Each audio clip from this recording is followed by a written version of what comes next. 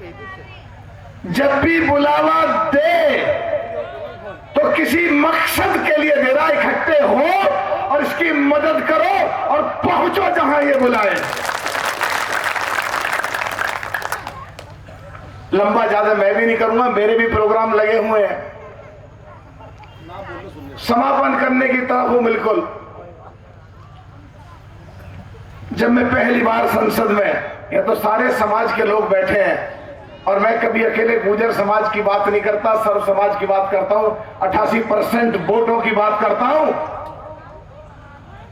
सुनाऊं क्या क्या जैसे करता हूं, बहुत सारे लोगों ने हो सकता ना सुन रखा हो। अध्यक्ष जी, एक पिछड़े और किसान बहुत परेशान है, जिनमें जाट गुजर यादव पाल सैनिक ससुराल लोहार कुमार तमाम पीड़ित जाति के लोग और दलित और अखिलेश समाज के लोग। अब आहिस्ता सुनाता हूं। अध्यक्ष जी, ये बहुत परेशान है किसान और पिछड़े समाज के लोग, जिनमें किसान, जिनमें जाट है, गुजर है, यादव है, पाल है, सैनी है, कश्यप है, सुनार है, लोहार है, कुम्हार है, वह तमाम पिछड़ी जाति के लोग और दलित और अकलियत समाज के लोग, अकलियत मतलब मुसलमान 88% हो गए।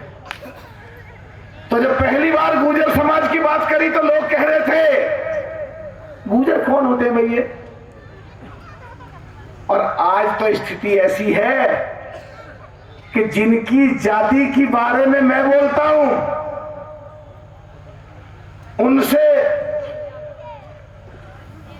उनसे खड़े होकर के पार्लियामेंट में गुजरों के लिए मैं बुलवाता हूं। और आप लोग गवाह हैं, जब जम्मू कश्मीर के बारे में बोल रहा था, अमित शाह जी सामने बैठे थे, Satpal Singh x police commissioner Mumbai और पूर्व भारत सरकार के मंत्री और मौजूदा सांसद बागपत के मैंने बीच में खड़े कर लिए। जैसा तुम पूछे क्या मैंने ठीक बात कही, तुम कहो हाँ ठीक बात कही। मैंने कहा भाई सतपाल जी खड़े हो जाओ, जरा गुजरों के बारे में तुम क्यों नहीं बोल रहे, जाटों के बारे में जो हम बोलते हैं। तो अब तो तुम्हारा बिल्कुल ठीक चल रहा है, चारों तरफ से आवाज आ रही है। वहां पे अतुल प्रधान विधानसभा में धारता, चंदन चौहान भी कभी कभी बोलता है, नंद किशोर भी कभी कभी बोल के, कभी कभी मंत्री जी तोमर, ये सोमेंद्र तोमर साहब भी बोलते हैं। वो अलग बात है, आपस में एक दूसरे के खिलाफ ही बोलते हैं, पर बोलते हैं अच्छी बात है। अभी रास्ते में मैं आ रहा था, तोमर साहब के कॉलेज के सामने से निकला, वो मिल गए। अब ये डॉक्टर केपी जो है, जो आमिर खान की तरह बिल्कुल टन हुआ बैठा है, दाढ़ी कूची भी वही आमिर खान वाली है, रंगीला सा, ये सूट के जैसा कुर्ता। बोले भाई ये तो जो है, इसके तो जूते भी और तरीके के हैं। मैं बोला यार तोमर साहब इसकी गलती नहीं है। मैं तोमर साहब तुमसे बड़ा है छोटा? बोला बड़ा।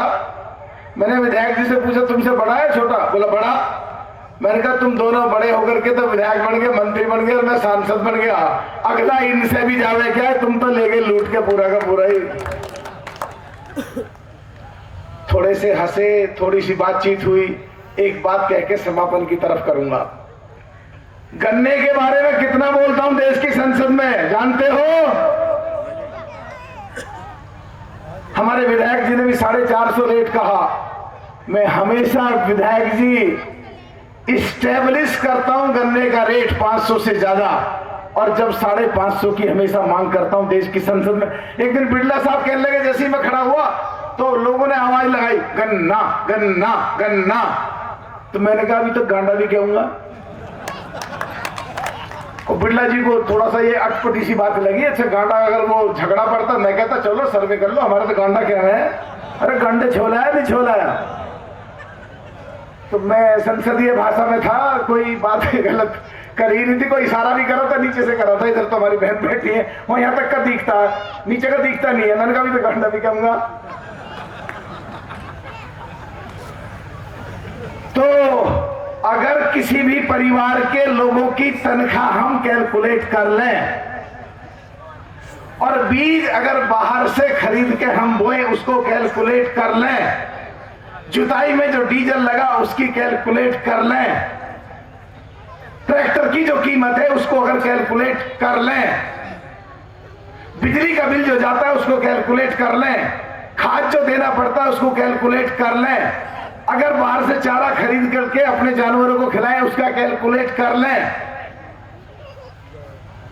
तो करीब करीब घर पे लागत 350 आती है। और सरकार ये कहती है कि जितनी लागत है उसका 1.5 गुना हम देंगे। तो मैंने कहा अध्यक्ष जी, उन्होंने कहा भाई आप बताओ कैसे रेट बढ़ा करने का, बिरला जी ने। तो मैंने कहा मैं बताता हूं। मैंने हाथ खोल दिया एकदम, मैंने कहा मैं बताता हूं। और मैंने 2 मिनट में स्टेब्लिश कर दिया 360। और मैंने कहा जी 1.5 गुना कर लो, 550 बैठा करवाओ, स्पीच है मेरी। कह लो नहीं मैंने बढ़वाने की बात नहीं की, मैं कह रहा बताओ। उनको सुप्रीम कोर्ट से ज्यादा पावर्स हैं। सुप्रीम कोर्ट के जज जो करेंगे ऑर्डर, वो देश के राष्ट्रपति पे और देश के राज्यसभा के अध्यक्ष, उपराष्ट्रपति पे और देश के लोकसभा के अध्यक्ष पे लागू नहीं होगा। और अगर देश का लोकसभा का अध्यक्ष या देश के राज्यसभा का अध्यक्ष प्रिविलेज मोशन पास कर दे तो वहां जज को वहीं आके सफाई देनी पड़ेगी हम लोगों के सामने। तो चाहे तो सरकार के खिलाफ इमीडिएट ऑर्डर पास कर सकते थे, पर नहीं करा। तो मैं एक बराबर में भी मुझे कुलदीप और इसके साथी जिन्होंने प्रोग्राम करा है, इनको मुबारकबाद और इनको धन्यवाद। क्योंकि अगर दूसरी पार्टी का आदमी और दूसरी जाति का आदमी को कंधे पे बैठा के घूमोगे और हमारे विधायक होनहार देश स्तर पर जो काम करता है उसको इग्नोर करोगे, तो उस दिन के बाद कम से कम 70 जाटों के गांव में तो मैंने जाकर के घूम कर डंका बजा के आ गया, ले लिया। पर यहां भी तुमने प्रोग्राम करा, तुम्हें बहुत बहुत मुबारक और बहुत बहुत शुक्रिया और बहुत बहुत धन्यवाद। मील की बात अभी आई कि वहां क्षेत्रीय लोगों को लगाने के लिए, तो मैं चाहता हूं अतुल यहां की जिम्मेदारी तुम संभालो, कोई तारीख तय करो, कुछ भी करो, यहां की जिम्मेदारी संभालो कि अगर क्षेत्र के लोगों में से कम 25% लोग अपने क्षेत्र के ना लगा जाए तो आंदोलन। और अगर देश की संसद में कोई एमपी बोलता है तो सरकार की भद्द पूरे देश में पिटती है। और लोकसभा का सत्र नजदीक है और लोकसभा का बढ़िया खिलाड़ी आपके बीच में है, या ये कहें 2019 से 2024 के लिए सबसे ज्यादा पार्टिसिपेट करने वाला या रैंकिंग 1 वो बिजनौर का एमपी है, वो आप हो, आप हो, आप हो, आप हो, आप हो। मैं तो केवल खड़ा होता हूं बस वहां। तो उठा के इस मुद्दे को गन्ने का 550 और जहां जहां भी देश में फैक्ट्रियां हैं वहां के 10 किलोमीटर, 15 किलोमीटर, 20 किलोमीटर के दायरे में रह करके कम से कम 25% लोग वहां के लगाए जाए, नहीं तो नहीं चलने देंगे। आंदोलन आंदोलन आंदोलन आंदोलन। एक बात कह के अब समापन करता हूं अपनी बात को।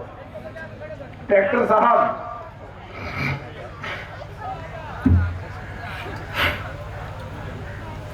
भाई सच बात तो यह है कि कितनी जोर लगाई या तुमने, कितनी जोर लगाई मैंने, ये क्या हो जाता चुनाव में।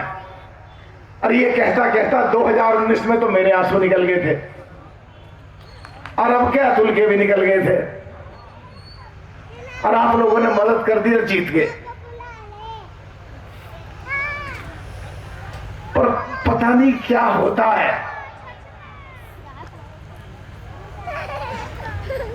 तो आपसे प्रार्थना भी करूंगा बाद में एक बात कहकर पहले दूसरी। कुछ दूसरे लोग जो खास करके मुस्लिम समाज के लोग हैं, दलित समाज के लोग हैं, या एक मोरना के पंडित जी घूम रहे थे, पतले से पंडित हैं, या किसी भी जाति के लोग हैं, कहते हैं भाई थारे गुजरी भाग जा बीजेपी पे। और बहुत ऐसी की तैसी मारते हैं, जहां गुजर नहीं होते, जहां गुजर हो चुप रहे वो, और जब गुजर नहीं होता बिल्कुल ही बुक भरते हैं, ऐसी की तैसी करते हैं बिल्कुल। तो मैं तो हमेशा एक बात कहता हूं, आज फिर कह रहा हूं तुम्हारे सामने कि थोड़े बहुत भाग गए, किसी ने थोड़े बहुत 2-4 ने कंधे पे चढ़ा भी लिया तो चढ़ाने दो, थोड़े बहुत भाग भी गए तो भागने दो, कहीं जातिवाद का चक्कर ना पड़ जाए। और जातिवाद का चक्कर चल जाता तो अतुल की भी अवके और मेरी भी अवके फिर ऐसी की तैसी हो जाती अगर मुसलमान भाग जाते। तो ठीक ही हुआ जो हुआ।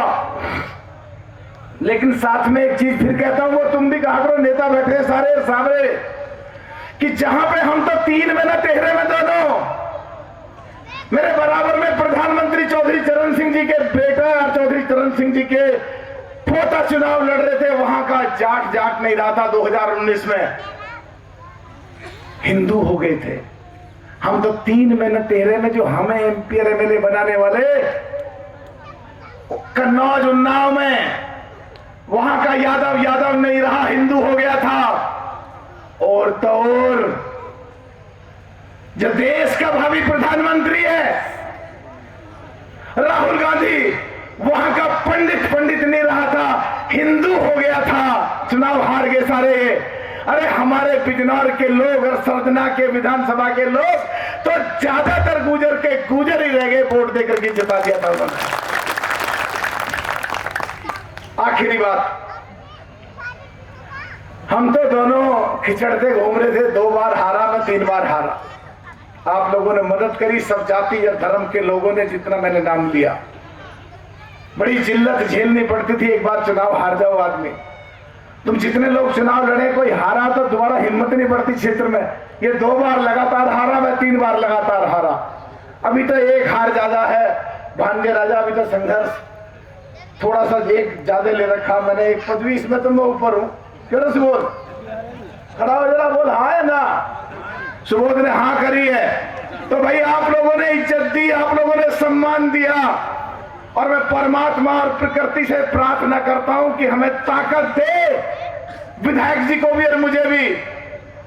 पर कभी हो सकता है जरूरत ना पड़े, पर अगर आपको जरूरत पड़ी तो आपके मान और सम्मान के लिए जिस तरह ग्वालियर में हाजिर थे, यहां भी गांव स्तर पे, तहसील स्तर पे, विधानसभा स्तर पे, लोकसभा स्तर, जिला स्तर, प्रदेश स्तर और देश स्तर पे, लोकसभा के अंदर भी और लोकसभा के बाहर भी पूरी ताकत लगा देंगे आपके मान और सम्मान के लिए। बहुत बहुत धन्यवाद माननीय सांसद जी। ये हमें आशा ही नहीं, पूर्ण विश्वास है